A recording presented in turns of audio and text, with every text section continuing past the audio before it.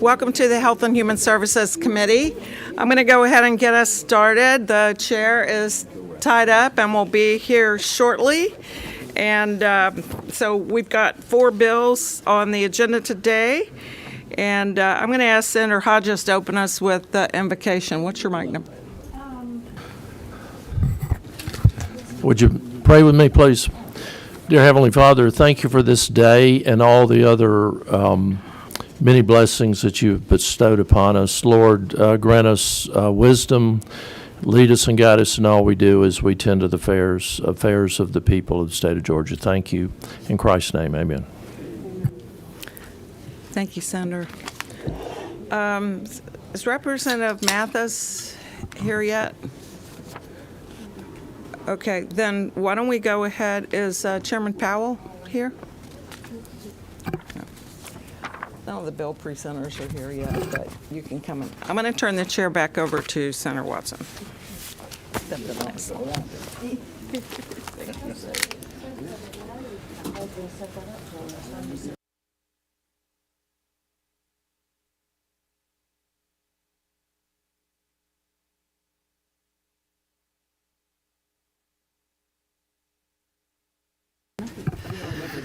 Good. I apologize being late, green door, et cetera. It's been a challenge, as we know, getting ready for your appropriations bill. So, Chairman Hatchett and Friend, please, the floor is yours.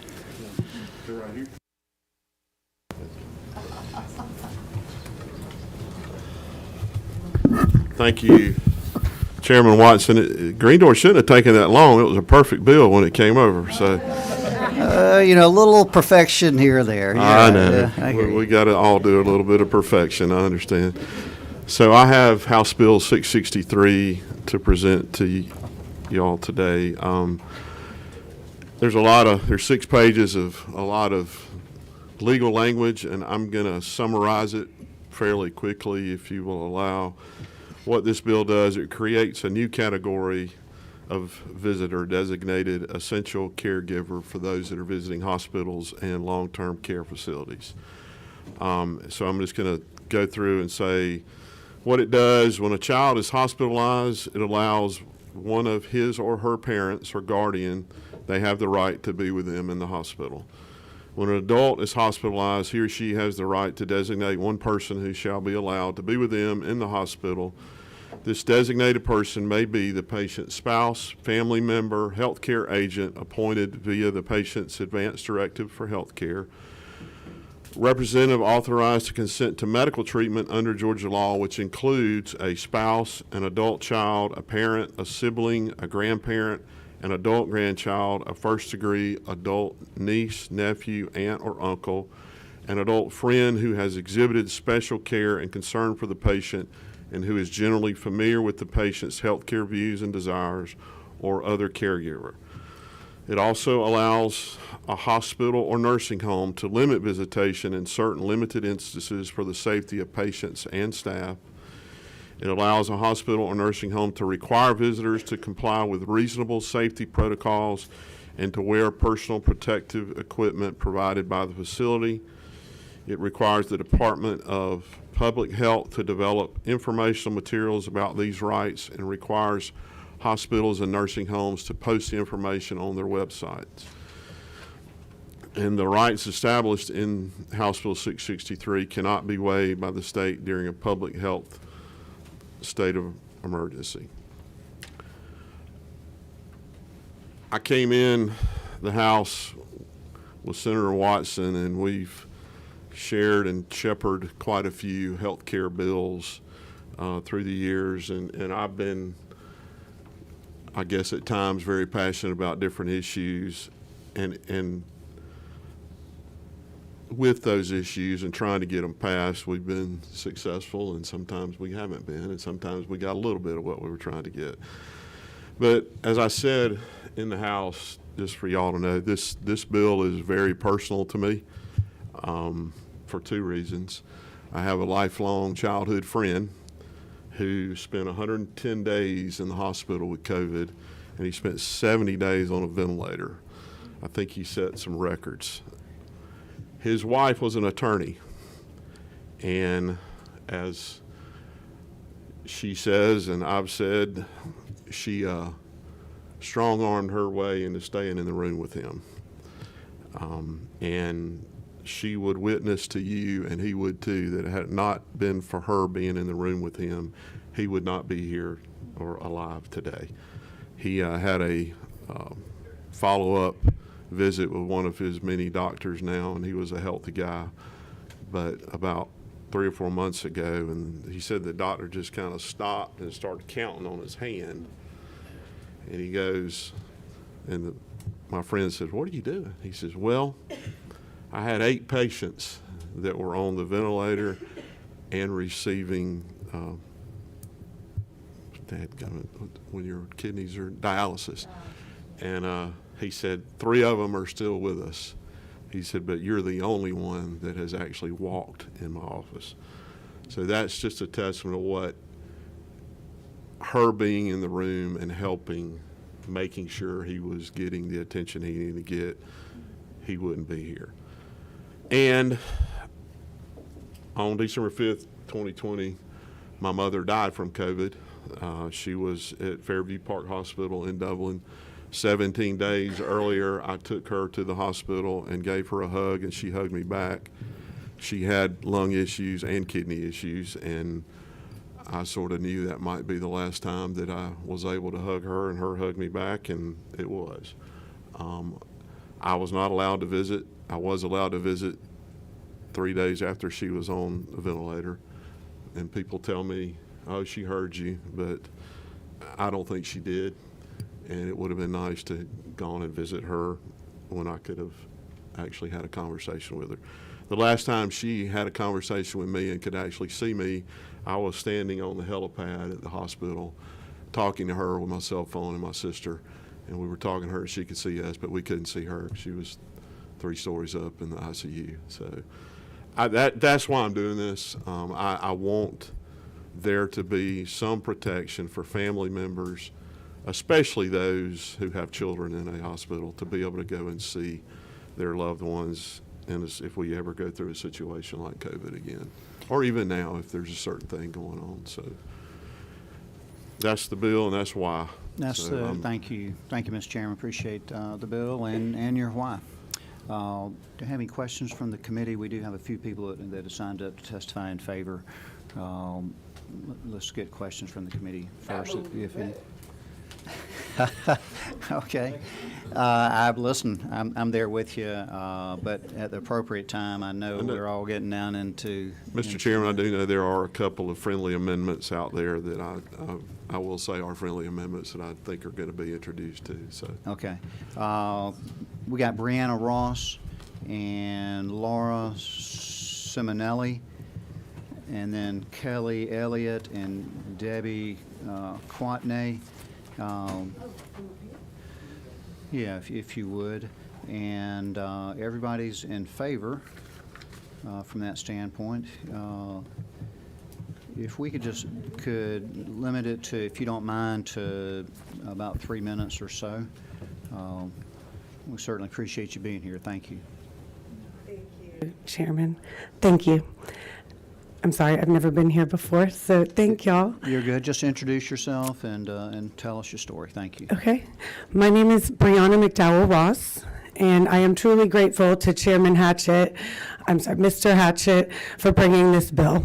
Thank you so much. My 36-year young, healthy husband and father of our 3 young kids and Marine Corporal Combat War veteran, Jason Christopher Ross, was killed in the hospital. After he tested positive for COVID, I was not allowed to go back with him. Jason had no pre-existing conditions. He never smoked, never took medication. He was in perfect health. My story is extremely long, with endless points of interest and many mistakes made daily that could have been prevented if another family member had been there to catch it. But for the sake of everyone's time, I will sum it up. My husband needed people. all humans do, but my husband was diagnosed and on disability from the VA for combat war PTSD. And socializing, especially with me, was extremely important to keep his mind right. As I said before, he was not taking any medication. My husband was in a room alone for 18 days. That is what killed him, not COVID. My two boys, now 8 and 12, lost their role model and their best friend. I try to keep them alive with memories, but my 4-year-old daughter has to ask me, did Daddy used to do this? Did Daddy like this? Because she does not even know him. He was the best daddy ever, the best husband, and the best human. Jason should still be here. If I was by his side in the hospital, he would be.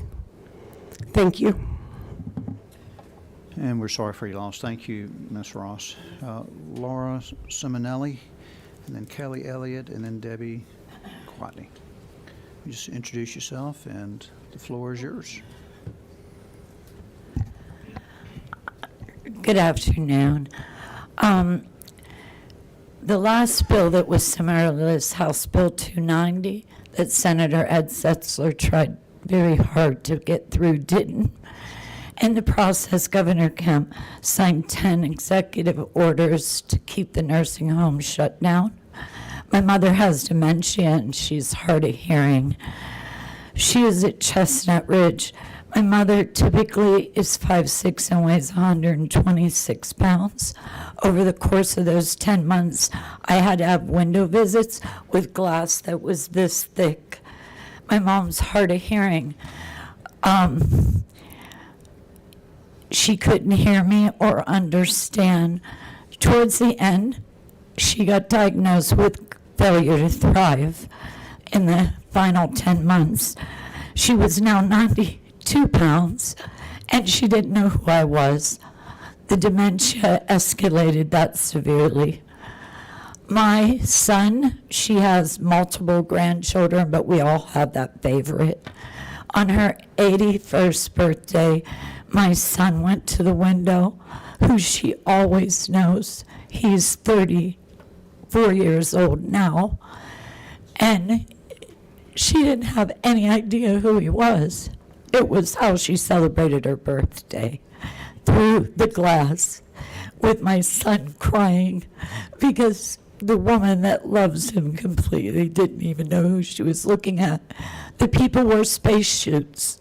We didn't know about COVID, but they wore hazmat suits with plastic over their face, and my mother's hard of hearing. It was a terrifying experience. My sisters live in Texas and Florida. The nursing home called us and said we had to have a compassionate care visit. My sisters had to fly in. We were allowed in then. My mother didn't know who we were.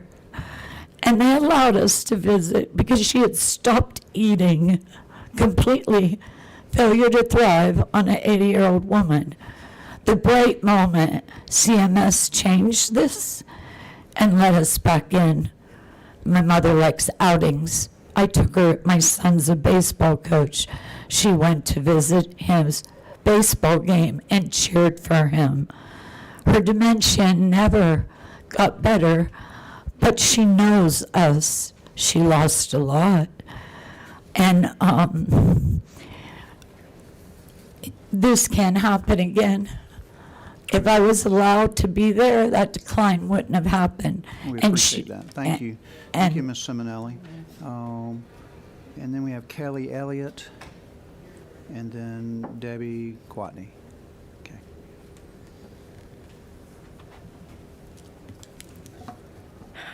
Hi, I'm very nervous. I never did anything like this before. You're great. Just introduce yourself. Okay. And tell My your name's Kelly Elliott, and I'm here on behalf of my late husband, Michael Elliott, and our family, and all the families who have suffered.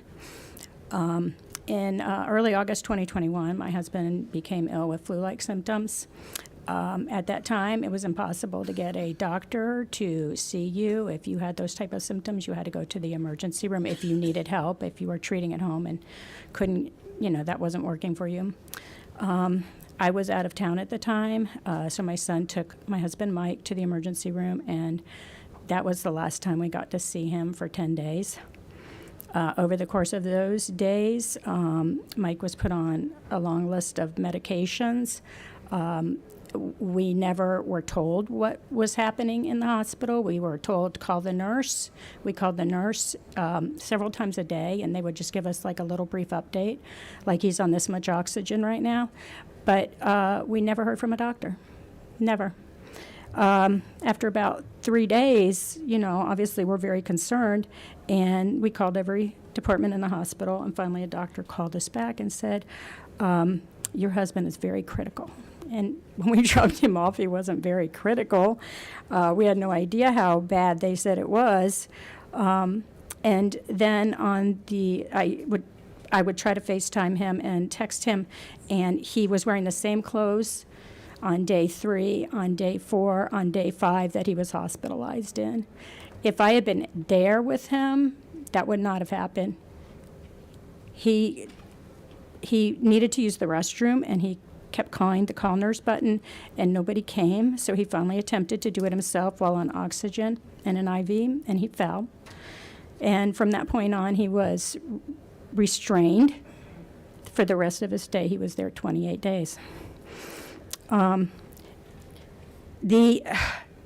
There's so many things I could have done. I could have been there for him. I could have advocated for him. I could have found out about the medications he was on. Nothing was communicated with us. No doctor spoke with us until the day that they said he needed to go to the ICU. My husband told me he was going to the ICU. They did not. I called them and finally got a doctor, and she said I could finally come see him now that he was in ICU, but I would have to stand outside the glass. I could not go in. I could not talk to him. I got there, and I've never seen my strong, healthy 60-year-old husband ever scared in his entire life. He was a strong man. You all would have loved him. Anyway, he was scared, and that made me scared, obviously. And that night, somehow in the middle of the night, as all these things seemed to happen, he needed to go on the ventilator. We were not called. We were not told. We were not said, come down here, he's getting very bad. Nothing. We got a phone call hours later. Miss Anyway. Elliott, if you don't mind, you could, Miss Elliott. I've been liberal here with that, with the time. if you I'm don't so mind. sorry. I'm so okay. sorry. I just really want to say, can I just say one last thing, please? You guys have the ability to make a real difference in people's lives, a real difference. Thank you. We appreciate that. Thank you. And Ms. Quatney.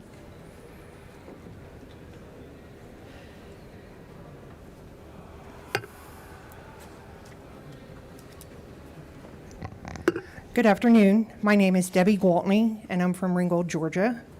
It's my duty and my honor to be standing here before you today to speak on behalf of those Georgians and others, patients, long-term care facility residents, and loved ones who cannot be here to speak to you themselves because of the heartless lockdowns that occurred during COVID.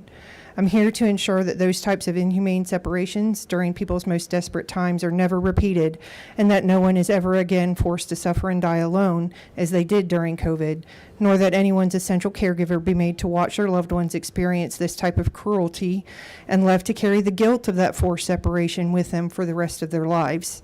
You can guarantee that this type of treatment never happens again by passing the No Patient Left Alone Act. I've been the patient, the loved one and caregiver, and the bedside nurse, and I know firsthand the importance of having an in-person, knowledgeable individual who can advocate for the patient when they are unable to speak and act for themselves. Prior to COVID, I was in the ER protecting my mother when an inept nurse took a used Foley from the garbage can to try for the third time to catheterize her when she was suffering from acute renal failure. I was in the secondary post-op when my father went into anaphylaxis and stopped breathing due to an antibiotic that he was given during surgery. I was there to call for help and watched as a surgeon, pushed Epi twice to save his life. I was there again a year later when an experienced ER nurse and a new grad nurse tried to give my unresponsive dad that same medication, despite a large red warning on the computer screen telling them not to. I had to physically stand between them and my dad to keep them from killing him. I was fortunate enough to be there when both of my parents later died. But I'm one of the lucky ones, as I was there to protect and comfort mom and dad because they had died pre-COVID. Following the onset of the COVID lockouts, thousands were not and were forced to stand by helplessly as their loved ones were left alone without succor. I watched as two close friends were forcefully kept from their husbands, who then languished and died alone after they were hospitalized. I felt my son's pain and desperation when he was kept away from his wife when he took her to the ER with massive bleeding following surgery.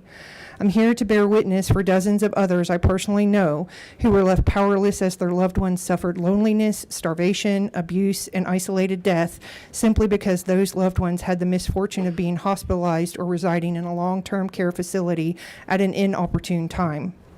You now have the obligation and authority to protect your fellow Georgians from that type of suffering ever again. You have the opportunity to stand with legislators from 10 other states and your House colleagues who recognize this duty and who passed HB 663 with an historic and unanimous 170-0 vote. And vehemently